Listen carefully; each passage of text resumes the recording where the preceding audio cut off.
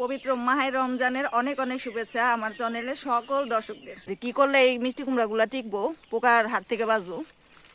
তো বন্ধুরা, একটা জিনিস দেখাই তার আগে, সেটা হচ্ছে এই যে আমি শীতের সময়, ভরা শীতের সময় কতগুলা বাচ্চা উঠাইছিলাম। যে হ্যাঁ ঠিকই, আমার হাজবেন্ডই তো বসে রয়েছে এখানে, মোবাইল টিপতেছে, কার সাথে জানি কথা বলতেছে। চলেন দেখি আজকে হাতে নাতে ধরমু। আসলে রোজা রাখতে গেলে প্রথমত যে কথাগুলা মানতে হবে সেটা হলো যে, আর আমরা কি করি, আমরা কি সেই রোজা পালন করি? এইভাবে কি রোজা পালন হয়? আর সবচেয়ে যেটা মারাত্মক কথা, সবচেয়ে গুরুত্ব কথা, সেটা কি জানো? সবচেয়ে গুরুত্বপূর্ণ কথা হলো রোজার মাসে অনেক স্ত্রী সহবাস করে। আসসালামু আলাইকুম, কেমন আছেন সবাই? আশা করি সবাই ভালো আছেন। পবিত্র মাহে রমজানের অনেক অনেক শুভেচ্ছা আমার চ্যানেলের সকল দর্শকদের। তো বন্ধুরা, সবাই আশা করি রোজা রাখছেন। তো আজকে আমি আপনাদের সাথে একটা জিনিস শেয়ার করতে চাই, চলেন দেখা যাক।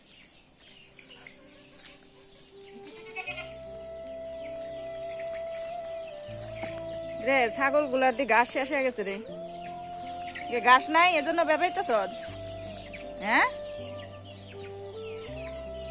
তো বন্ধুরা, একটা জিনিস দেখাই তার আগে, সেটা হচ্ছে এই যে আমি শীতের সময়, ভরা শীতের সময় কতগুলা বাচ্চা উঠাইছিলাম মুরগিরে বাতে বসে। তো 28টা বাচ্চা উঠাইছিলাম আমি। অনেকে বলছে শীতের সময় বাচ্চা উঠাইলে নাকি বাচ্চা টিকে না, মরে যায়। তো আলহামদুলিল্লাহ আমার সবগুলা টিকছে। এখানে দেশিও আছে আর ফাউমি মুরগিও আছে।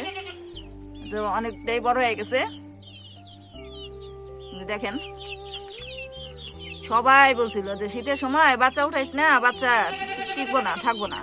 আসলে সবকিছু নির্ভর করে হচ্ছে আপনার যত্নের উপরে, যত্নের উপরেই সবকিছু টিকে। এই যে এই প্রথম আমি মিষ্টি কুমড়া গাছ বুনছি। মিষ্টি কুমড়া গাছে একটা কুমড়া ধরছে, আরো কয়েকটা ধরছিল, ওগুলো পচে গেছে। এই যে কুমড়াটা,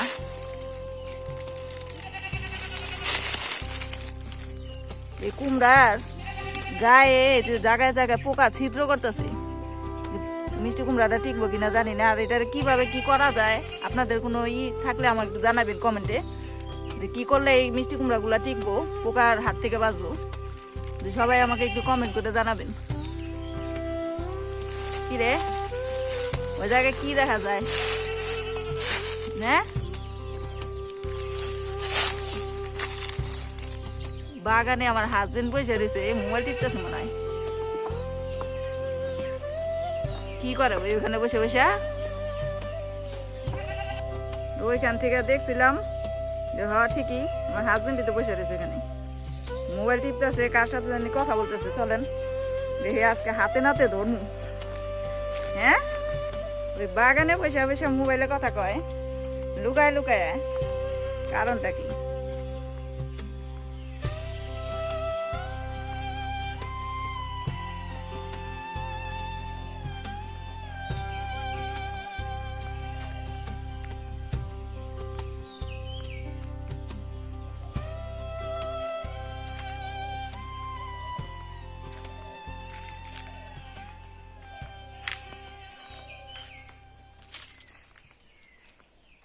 এই তুমি বাগানে বসে লুকায় লুকায় কথা কইতেছো না মোবাইলে? কার সাথে কথা বলি? মোবাইলে চ্যাটিং করো কার সাথে? ওই দেখো। তে তুমি মন খারাপ করে বাগানে বসে রয়েছো কে? হ্যাঁ, ভালো না তাই। ব্যবসা বাণিজ্য ভালো না দেখে তুমি বাগানে বসে রয়েছো মন খারাপ করে? হ্যাঁ, মন খারাপ করলে কি আর ব্যবসা বাণিজ্য ঠিক হয়ে যাবো? ব্যবসা বাণিজ্য ঠিক করালে তোমার কয়দিন আগে আমি যে কতগুলো আমল শিখাইছিলাম, ওগুলা তো তুমি কিছুই করো নি মনে হয়। হ্যাঁ, করছো আমল? আবার আবার মনে করে দিতে হইব তোমারে। না, আমল মনে করাইতে হবো না, তুমি বসো, তুমি বসো।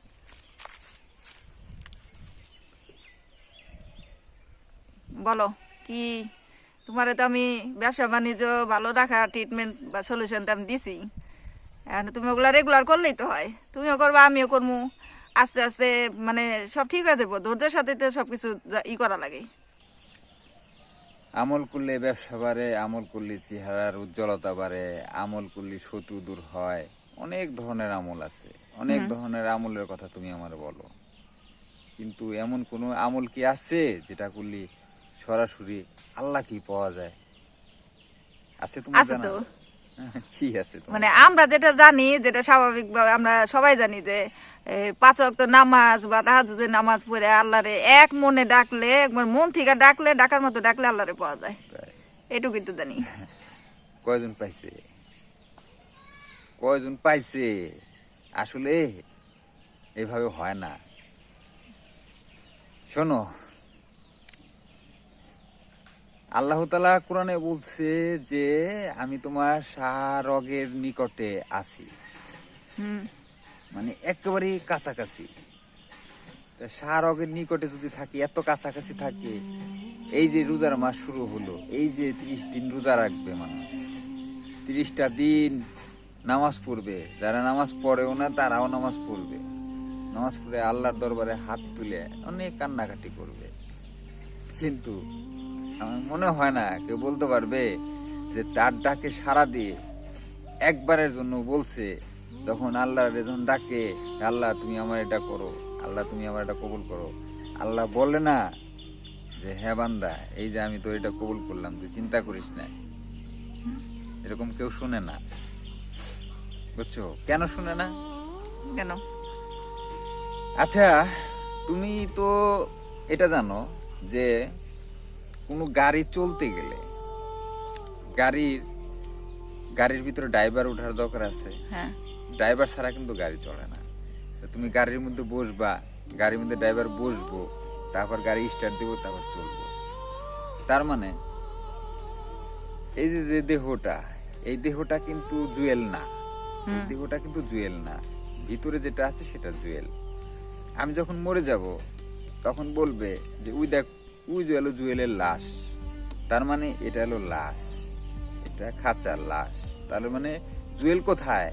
জুয়েল হলো ভিতরে, সে জুয়েল বেরিয়ে গেছে, তাই বলতেছে যে ওটা জুয়েলের লাশ, মানে ওটা জুয়েল না। জুয়েল তাহলে কে? আর এই জুয়েলকে পরিচালনা করলো কে? আর সেই পরিচালক কোথায়?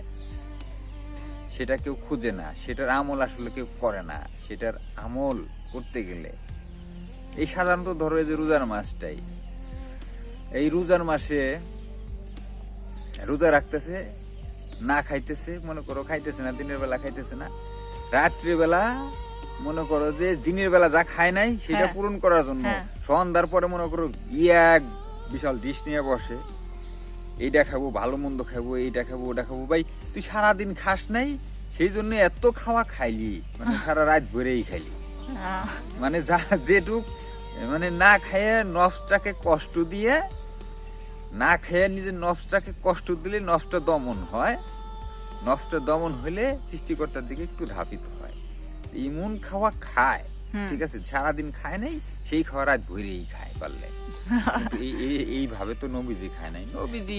আমার নবীজি যে রোজা দেখাই গেছে, সে একটা খেজুর খাইছে, এক গ্লাস শরবত খাইছে, এই তো তার ইফতার।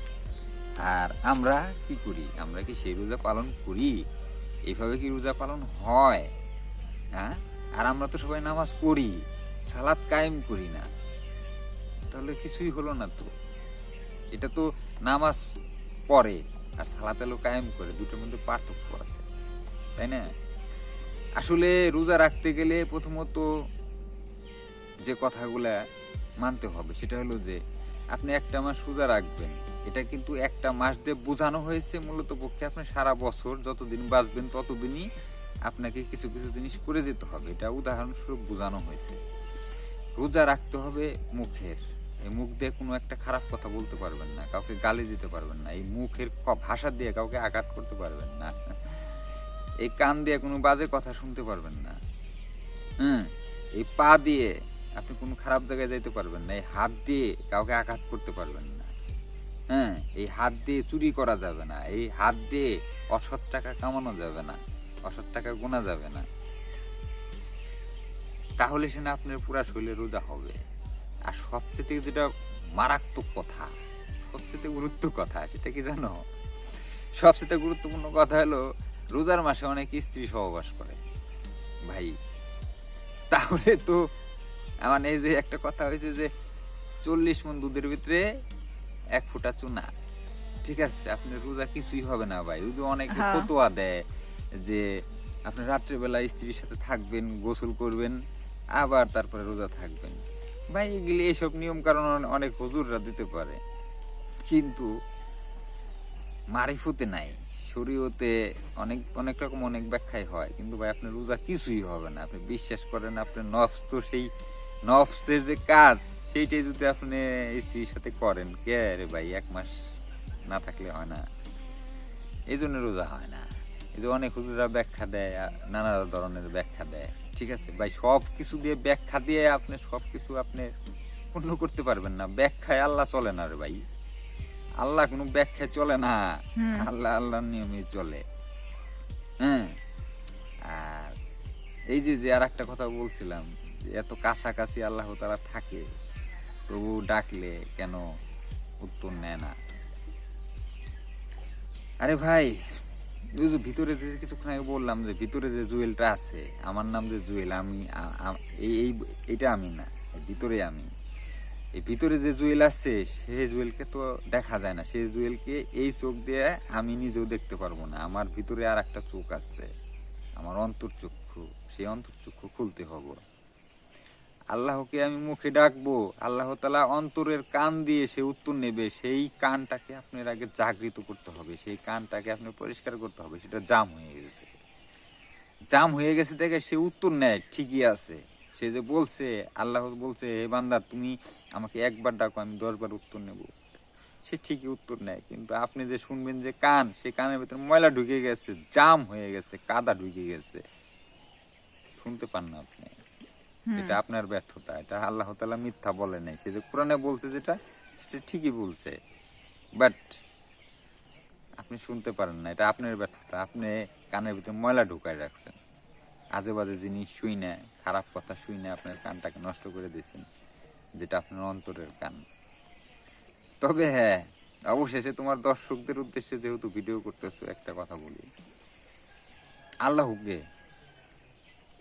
পাওয়াটা খুব সহজ, আবার অনেক কঠিন। যে একটা কথা আছে না, মানলে তাল গাছ, না মানলে আর না বললাম।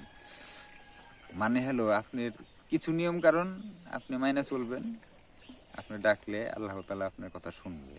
মিথ্যা কথা বলবেন না, সুদ খাইবেন না, হ্যাঁ, খারাপ কোনো কিছুর ভিতরে আপনি যাওয়া যাবে না। আপনি খারাপ থেকে বিরত থাকেন 30 দিন 40 দিন, সম্পূর্ণ নিজেকে একেবারে শয়তানের সম্পূর্ণ কাজ থেকে নিজেকে বাহির করেন। আপনি ডাকবেন, আপনার অন্তরের কান খুলে যাবে, সে আপনার ডাকের উত্তর নেবে, আপনি শুনতে পারবেন, কিন্তু এটা অন্য কাউকে শোনাইতে পারবেন না। ঠিক আছে? তো রমজান মাসে যদি কেউ ইবাদত করতে চান, তো এইভাবে করেন।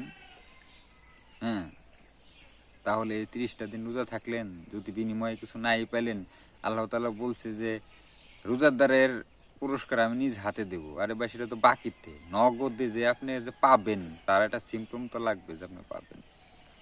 সেই সিম্পটমটা যদি না বুঝেন, সেটা যদি নাই অনুভব করতে পারেন যে আমার রোজা আল্লাহ তাআলা কবুল করছে, তাহলে এই রোজা রেখে লাভ কি? করলে পরিপূর্ণ করেন, ঠিক আছে, আর না করলে নাই। আর হইলো তোমার ওই যে ইসের কথা, ব্যবসা বাণিজ্য খারাপ। হ্যাঁ, ব্যবসা বাণিজ্য খারাপ হবে, ভালো হবে, ঠিক আছে, মন খারাপ লাগে। তারপর ইনশাল্লাহ আমি মনে করি আল্লাহ তাআলা অনেক ভালো রাখছে। কোনো কিস্তি নাই, কোনো রকম কোনো সুদের কারবারিতে নাই, ঠিক আছে, কাউকে সুদ দেও না, কারোর সুদ নেও না। তো আলহামদুলিল্লাহ, ডাল দা ভাত খাই। হ্যাঁ, আল্লাহ তাআলা যা রিজিকে রাখছে তাই খাই। হ্যাঁ, কারো কাছে হাত পাতায় না, এই জন্য শুকর আলহামদুলিল্লাহ। হ্যাঁ, তো দোয়া করবেন আমার জন্য। হ্যাঁ, আপনাদের জন্য দোয়া করি, যারা আমার আমার ভিলেজ লাইফ উইথ আসমা চ্যানেলের সাবস্ক্রাইবার যারা আছে, আমার স্ত্রীর পছন্দের চ্যানেল। আর পারলে ওর জন্য একটু দোয়া করবেন, আর সবাই একটু ভিডিওগুলো শেয়ার করে দিবেন, যাতে আপনার কাছের মানুষ যারা আছে তারাও যেন আমাদের পরিবারের সদস্য হতে পারে, এবং কি আপনাদের কাছাকাছি আরও থাকতে পারি। তো এটাই বলার ছিল। আজ পহেলা রমজান, সবার প্রতি অন্তর থেকে অনেক ভালোবাসা। আশা করি সবার রোজা অনেক ভালো কাটুক, সবার যার যার মনের আশা পূর্ণ করুক আল্লাহ তাআলা। এই হৃদয়ের থেকে আমার এই চ্যানেলে যত সাবস্ক্রাইবার আছে সবাইকে ধন্যবাদ। আল্লাহ হাফেজ, আসসালামু আলাইকুম। তো বন্ধুরা, আজকের ভিডিওটা এই পর্যন্তই। সবাই ভালো থাকবেন আর সবাই দোয়া করবেন আমার হাজবেন্ডের টেনশন যেন আল্লাহ কমায় দেয়। সবার কাছে আমি দোয়া চাইলাম, আল্লাহ আপনারা সবাই দোয়া করবেন আমাদের সংসারটা যেন খুব ভালো থাকে।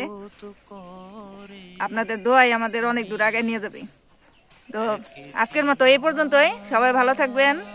আসসালামু আলাইকুম, আল্লাহ হাফেজ। দেখিলাম তারে